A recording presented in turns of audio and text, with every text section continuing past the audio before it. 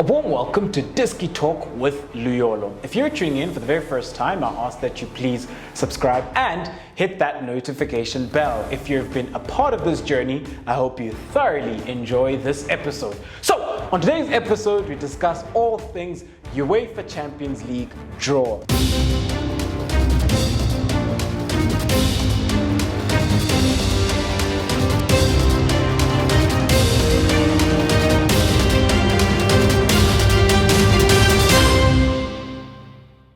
So, the groups have been decided. So, UEFA Champions League will get underway on the 14th of September. That's when we'll see the first round of fixtures within the UEFA Champions League. So, thoroughly excited with regards to this upcoming campaign. However, before we get ahead of ourselves, let's then get into today's episode, which is UEFA Champions League groups. So on today's episode, I'm going to go through each and every single group, and I'm going to discuss key fixtures, discuss various teams, and have a tactical look at certain teams, but I won't go in depth because that will be saved for when the teams actually come up against each other. On today's episode is just to go through, scheme through a couple of tactical nuances and have a look at the teams within the various groups. So I will then start with looking at the groups. So in Group A, we've got Manchester City, PSG, Leipzig, and Club Brugge. So with regards then to this group, I am very excited because it is Manchester City coming up against Paris Saint-Germain. However, the unpopular team and unpopular opinion is Leipzig as well. So I know that a lot of people feel like Leipzig aren't the same anymore by virtue of the fact that Julian Nagelsmann has departed and Dayot Upamecano has left as well. However, the foundation that Julian Nagelsmann built at Leipzig has been quite the strong one, which is the one that Coach Marsch is actually building on currently right now. And not to mention, they still have exciting players. You're looking at players like Angelino, Sabitzer, Dominic Szoboszlai, and Andre Silva up front. And who could forget the industrious and very creative Nkuku as well. So Leipzig still do have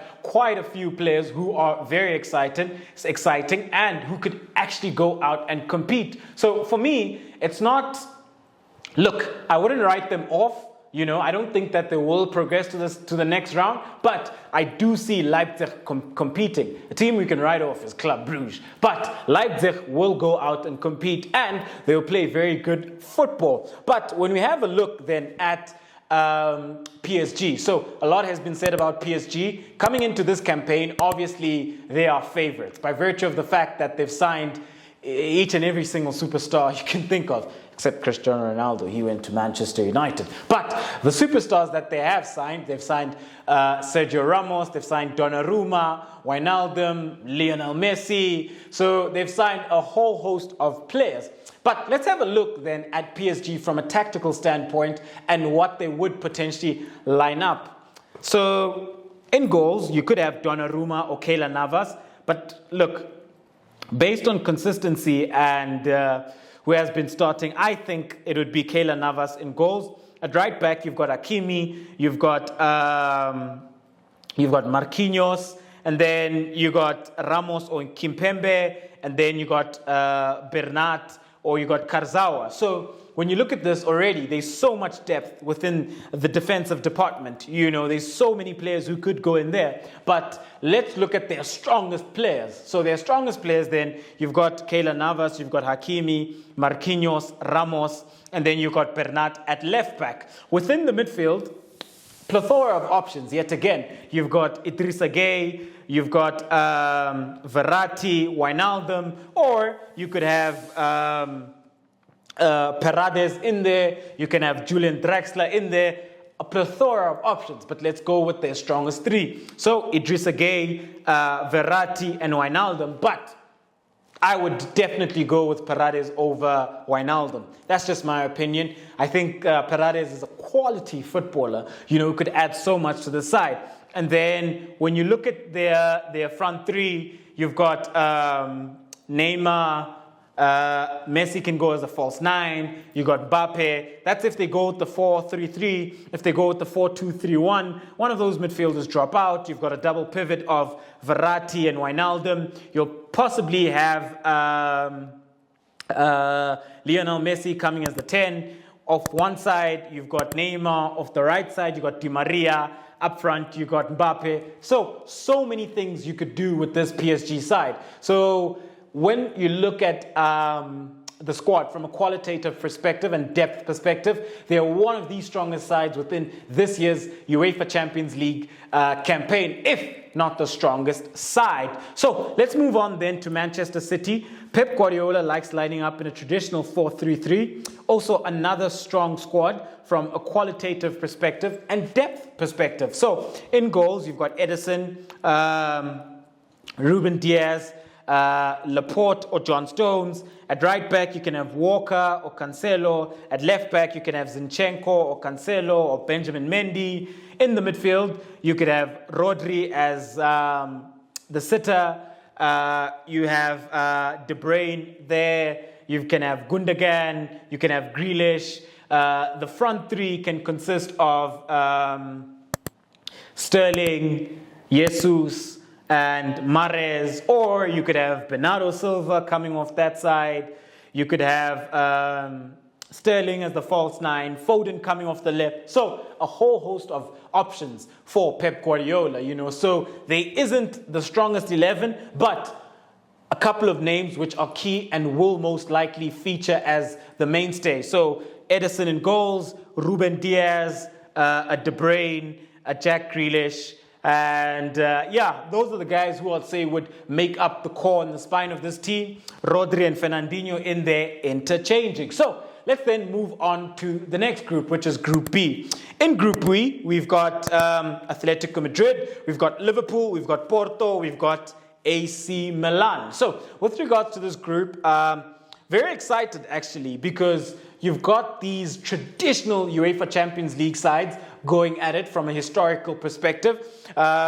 Within this group, you've got Champions League winners within this group. A whole host of Champions League winners, teams who have been there, done that, got the T-shirt, teams who are looking to sort of restamp their authority within the UEFA Champions League. Because in the past couple of years, they have struggled, but happy to see AC Milan coming back to the Champions League, a team which will be led by Zlatan Ibrahimovic with young players like Timori, with Hernandez down the left-hand side. Exciting quality players within that side. Olivier Giroud as well, who could obviously add his experience to that side. So very excited to see AC Milan in there. So when we then have a look at a Group B, we're having a look at Liverpool from a tactical standpoint with regards to which is the strongest team. When we look at Liverpool, Jurgen Klopp likes to go with his 4-3-3. So you've got Alisson in goals.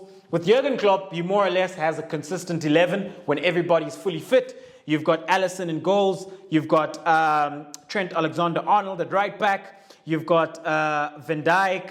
And you've got Matip. So Matip would play as a right-sided centre-half, but you can have Gomez in there. You've got Konate who can go in there. Virgil van Dijk as the left-sided centre-half. You've got Robertson as the left-back. And then in midfield, you've got a midfield three of Fabinho, Keita, Thiago, or Fabinho, Keita, Henderson, or Fabinho, Henderson, Harvey Elliott. There's so many options that you could go with.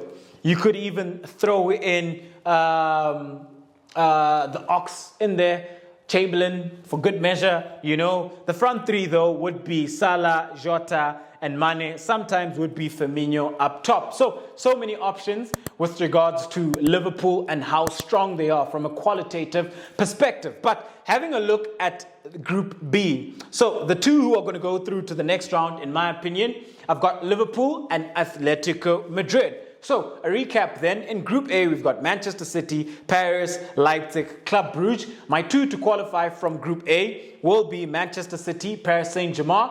I think PSG will qualify as number 1, Manchester City number 2. And then in Group B, I think Liverpool will finish top, Atletico Madrid will finish second. So that's Group A and that's Group B. Do let me know who finishes top 2 in Group A, top 2 in Group B, and who finishes first from the 2 groups. Moving on right along then, let's head on to Group C. So in Group C, we've got Sporting Lisbon, we've got Dortmund, we've got Ajax, and we've got Besiktas. Another group that has very strong historical teams from a Champions League perspective with regards to the showings that they've had at the Champions League. Very excited to see Ajax. Ajax is always a very beautiful team to watch within Champions League football. Sporting, Besiktas as well. You know, I do like these teams which have unknown entities about them. And this is a very poised group, very balanced. You don't really have the one dominant team. The closest to being a dominant team would be Borussia Dortmund, which I'm very excited for, you know, when you look at the types of players that they have. You know, most notably being Erling Haaland. You know, we do know that he is a Champions League footballer. He loves the big stage and he performs really well. So in Group C, I see Borussia Dortmund and Ajax qualifying to the next round. Heading then into Group D. In Group D, we've got Inter Milan, we've got Real Madrid, we've got Shakhtar, and we've got Sheriff. So, excited then to see Inter Milan also making a return to Champions League football. And just a pity that, you know, Lukaku's not there, Hakimi's not there, and Antonio Conte is not there. I would have loved to see that strong Inter Milan side actually competing within this Champions League campaign. However, you still have a very good coach in Inzaghi. You've got, they've signed Dzeko, and they've signed a couple of good players who can really compete. You still have Niccolò Barella, who can still be very pivotal for Inter Milan. And then when you have a look at Real Madrid have lost some of their key players, but they still have quality within the ranks and can look to compete. You've got Shakhtar Donetsk, who's always a regular feature. And from this group, I think the writing's on the wall. I think Inter Milan and Real Madrid will qualify. However, Shakhtar Donetsk will compete. They'll go out there, they'll play very good football where they'll overload the half spaces, overload the central zones, look to rotate the ball very well, and have a couple of exciting players. But the two to go through are Inter Milan and Real Madrid. So then, when we then move on to Group E, in Group E, we've got Bayern Munich, we've got Barcelona, we've got Benfica, and Dynamo Kyiv. So, in Group E then, having a look at Bayern Munich, previous winners, going to be very interesting to see how they compete within the Champions League, especially considering that Julian Nagelsmann has taken the helm at Bayern Munich. And when you just have a look at Bayern Munich, they also have a plethora of options. As much as, yes, certain key players have left, but there's a plethora of options for them. So when you look at it, you've got Manuel Neuer in goals. At right back, when everybody's fully fit, you've got Pavard, you got Sule, and you've got Dayot Upamecano, you've got Davies as the left back. In midfield, you've got a double pivot of Joshua Kimmich and Goretzka. You've got Müller, who plays as the Raumdeuter, sort of the number 10, the free role. And then you've got Gnabry and Coleman. And you could also have Sané and leave out one of the other wingers. Up front, you've got Lewandowski. So, yes, they might have lost key players, experienced members of the side, but it's still a very strong team that can actually go out and compete. Moving on then right along, Barcelona. That's also a team that's building a new project and a team that will be looking to compete. Obviously, Bayern Munich and Barcelona do come up against each other ever since that 8-2 thrashing, which Bayern instituted on Barcelona. So it's going to be a very interesting group to see which team comes out on top. But in this group, I have Bayern Munich and Barcelona qualifying as the top two. In Group F, we've got Villarreal, Manchester United, Atalanta, and then we've got Young Boys. So with regards to Group F, I think it's going to be actually a very tight group. You know, yes, people look at Manchester United and think they should comfortably win this. But when you have Villarreal and you've got Atalanta, these are two teams that play without fear. And when teams play without fear, anything is possible. But my top two to qualify from this group, I've got Manchester United and Atalanta. I think Atalanta will have a very good campaign this season. And then we go to Group G. In Group G, we've got Lille, we've got Sevilla, we've got Salzburg, and then we've got Wolfsburg. So another group which is equally poised, which I think, look, a lot of people look at this group and feel like, a waste of a group. But I like these type of groups because this is where you see teams go toe to toe, and you see teams going out to compete. The disparity in the quality isn't too broad, so the teams actually go out and play. But look, my top two, I'm going to have to go with Sevilla and Lille.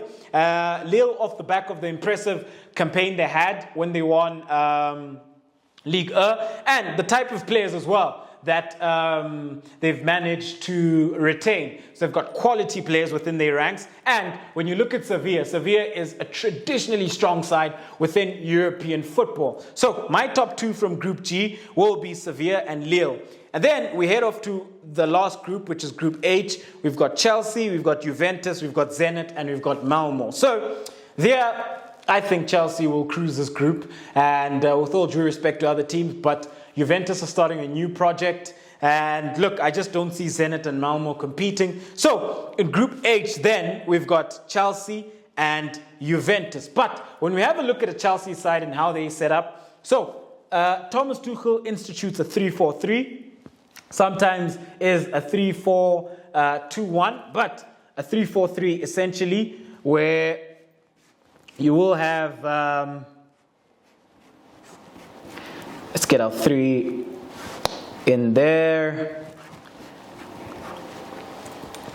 So, yeah, let's get our 3 in there. So it would be a 3-4-3. So in goals, you've got Mendy, you've got Azpilicueta, Thiago Silva, Rudiger, Chilwell or Alonso, double pivot of Kante, Jorginho, right wing back, you've got James, and then you've got Havertz, or you could have Werner, you've got Mount, and then you have Lukaku. You know, in here you could even have Ziyech. So there's so many options, you know, even from a defensive perspective, there's also so many options. So this is a Chelsea side which is strong. And look, I wouldn't be surprised if they retain their title. It's very difficult to do it in UEFA Champions League football. But the way in which this Chelsea side is going about things, I think they stand a very, very good chance because they play very good football. They're tactically very solid and technically also very, very well balanced. So when we have a look at things then, my Group H, Chelsea and Juventus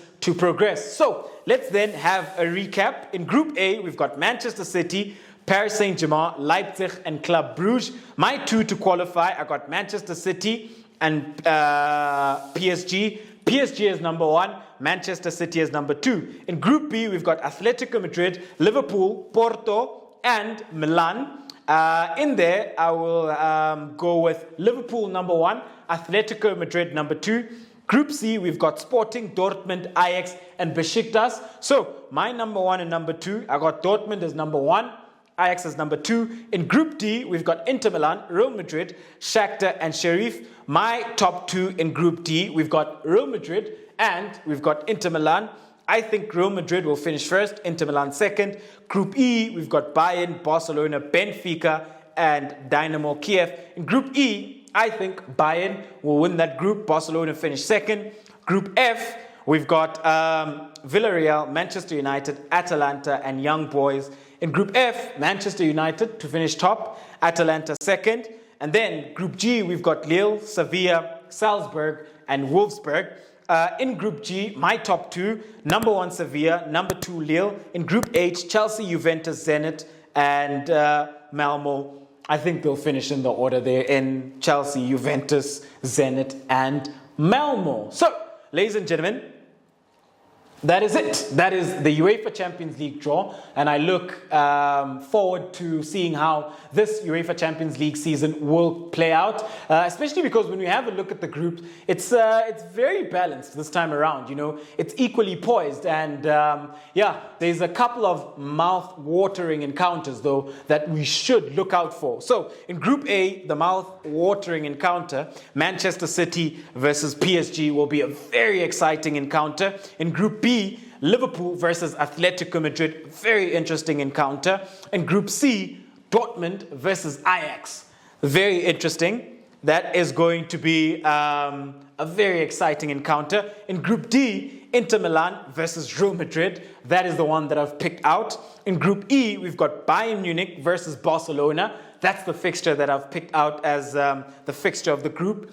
And the fixture of the group in Group F, we've got Manchester United versus Villarreal, which will be a repeat of last season's Europa League final. In Group G, I've got Sevilla versus Lille. And then in Group H, Chelsea versus Juventus. So, ladies and gentlemen, we've come to the end of yet another special episode of Disky Talk with Liolo, where I discuss all things UEFA Champions League draw, and we're looking very, very forward to this upcoming UEFA Champions League season. Thank you very much for tuning in to yet another special episode of Disky Talk with Liolo. The Champions League, the champions. Signing out.